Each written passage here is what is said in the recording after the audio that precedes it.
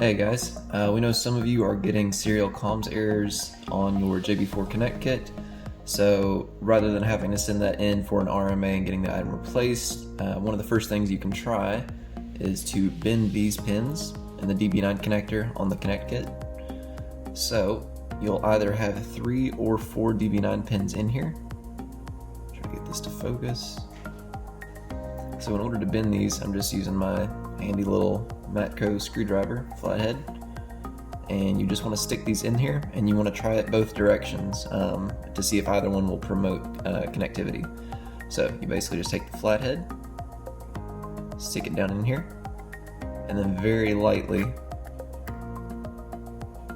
tweak the pins. I do 2 at a time, the left 2 and then the right 2.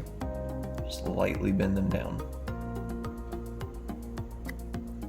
Okay, and then you hook that up to the JB4 and see if that works. If that doesn't work, pull it back off and then bend the pins in the opposite direction. So you would just take this, bend them back that way.